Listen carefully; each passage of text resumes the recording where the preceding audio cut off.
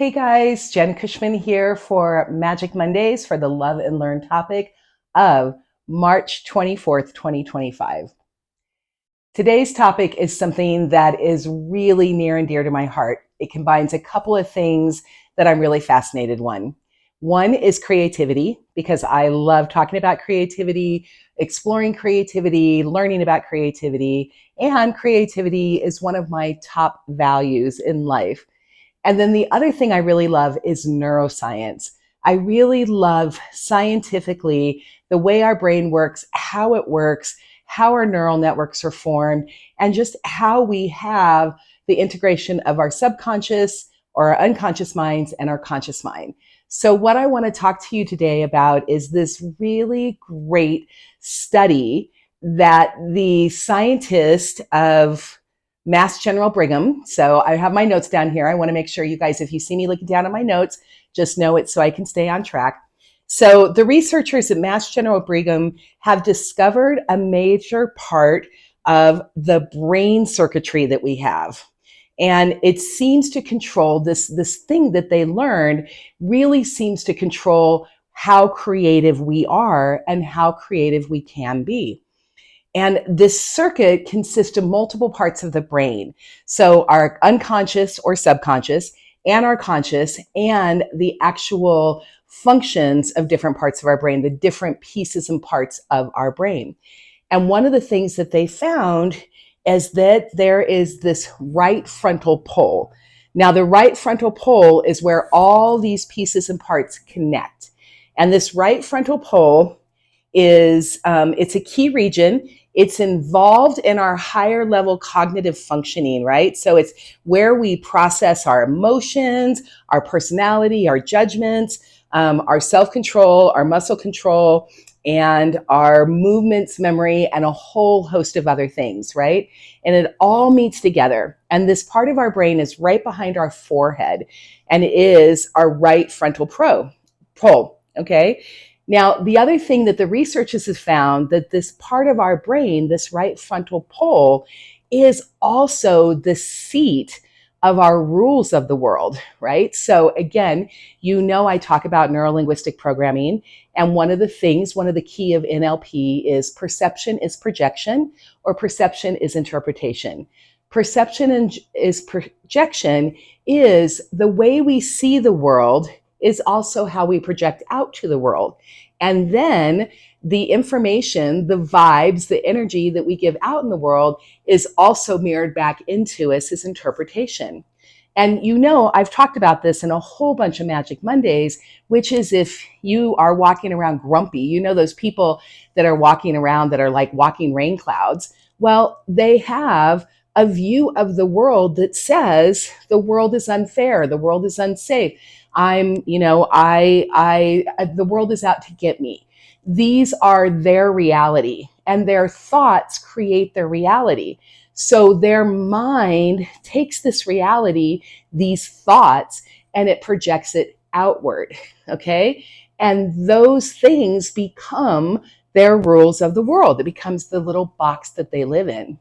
So that's the interesting thing about this right frontal pole, right here, that's here, is that it is our rules. It is how we see the reality.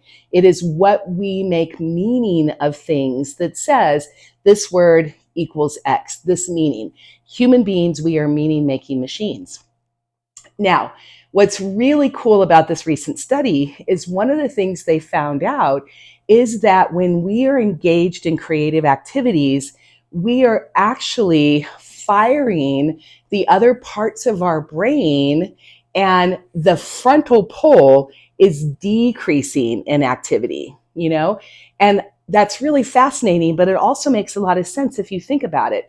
Because if our right frontal pole is our box, it is our rules of the world, and creativity, finding new solutions to things, looking at problems in a different way, solving things in a way that has never been done, it actually requires us to what? To think outside of the box. So that old saying, that thing that says creative thinkers think outside of the box. Artists, we think outside of the box. tech people who are brilliant in new technology and creating new technology think outside of the box.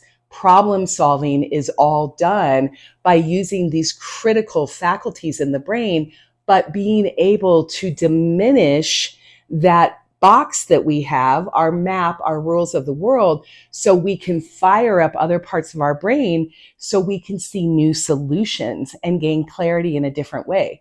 So to me, it makes perfect sense that we need to take that little box of ours in that frontal lobe, and we need to find a way to decrease it, which allows, decrease the activity of that little box, which allows the other parts of our brain to fire. And one of the best things for creativity is when we can use our subconscious or our unconscious minds. Why? Because our unconscious mind is where the metaphors are. It's where the storytelling is. It's where we are able to see the beauty and the movement and the light and the colors. That is actually done when we bypass the critical faculties and we are able to fire off neurons in other parts of our brain that touch on that creativity. So it's very interesting. It's one of the reasons why when we do visualizations, if we've cleared the emotional baggage, if we do creative visualization, if we do positive affirmations and the baggage is gone from our unconscious mind, meaning the limiting beliefs are gone, the limiting decisions are gone, those core wounds have been dealt with and healed and handled, then what happens is the unconscious mind, subconscious mind, is able to really get in there and fire off creative visualizations, fire off positive affirmations, and that's when they work. And from a neuroscience standpoint, this is why they work, okay? Now, all of this stuff is really cool. It's super fun to geek out on neuroscience. I love it. I love talking quantum physics, quantum mechanics, neuroscience, all that kind of stuff. It's really awesome. But you know, one of the things I always want to do on my Magic Mondays is I want to introduce a topic and then I want to bring it down to your level, my level. What does this mean? How can we actually use this brainy information, literally, and make it something that is applicable and relevant in our own lives? Okay. Now, you know that another thing that I'm very passionate about is mindfulness, positive psychology, emotional intelligence, and mindfulness. Okay.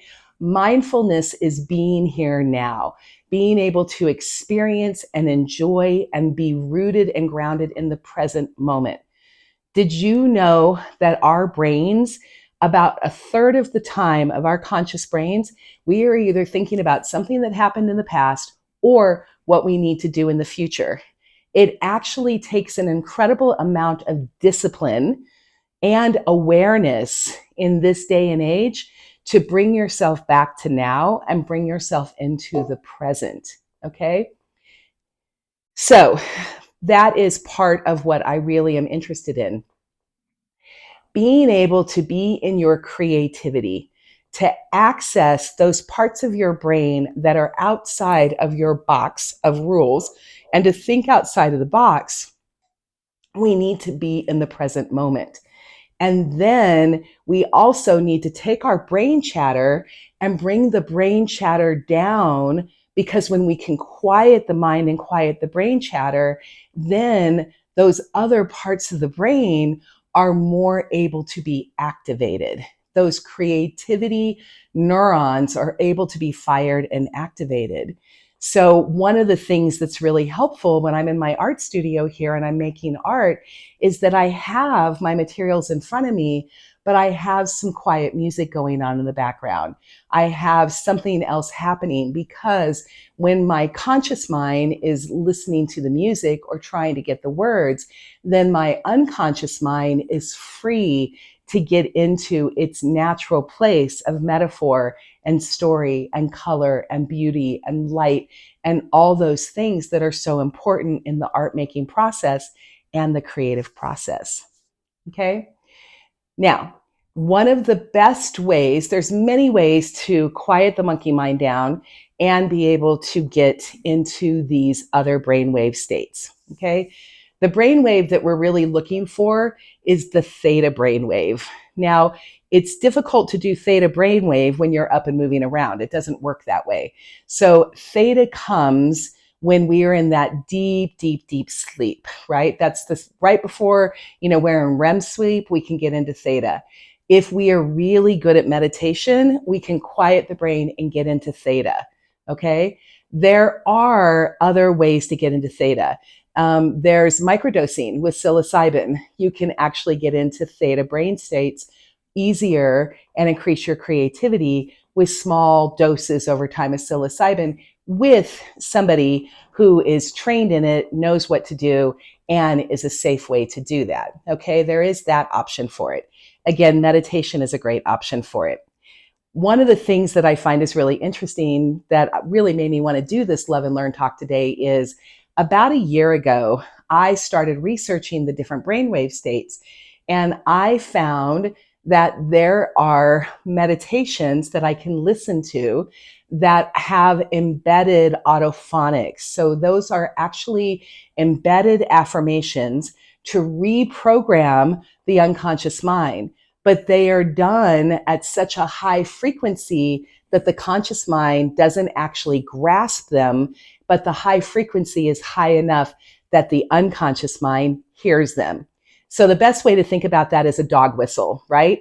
If we are out there and we go and we buy a dog whistle, you blow the whistle, and to humans, we don't hear that pitch. It's beyond our auditorial frequency, but it is within the frequency of the dog's hearing because their hearing is so much better and more tuned than ours. So it's the same thing with this autophonics and these other things that can help us. So the frequency that is embedded in this new technology, it is embedded in at a frequency that is too high for our ears to hear on a conscious level in our conscious mind, but is able to go deeply into our unconscious or subconscious mind. It is so cool. So one of the things that happens is before I go to bed at night, I put on my I have a headband with some soft earphones in it so I can sleep and I can lay down. And then I actually use this embedded autophonics technology. And then in there, I'm able to use positive affirmations on anything I want. So on wealth, business, money, eating, sleep, any of those things. I actually started doing it because I was having a hard time going to sleep and staying to sleep. And that's why I found out and learned about the technology to do this. And I've been doing it for about a year now. And it really has made a difference in my life. And I can feel that I am much more positive, that mental chatter, that internal self-talk, those those negative, inner critic voices, it has become much more quiet during my waking hours when my conscious mind is engaged because of these meditations, these specific meditations that I am doing at night. And these meditations, when I am in my theta brainwave, my brain state, I'm able to get into this very deep, deep brainwave state. And then having this information coming in, this positive information, is really making a huge difference. So anyway, that's really all I wanted to talk to you about today. I wanted to geek out a little bit on neuroscience. I wanted to talk about creativity.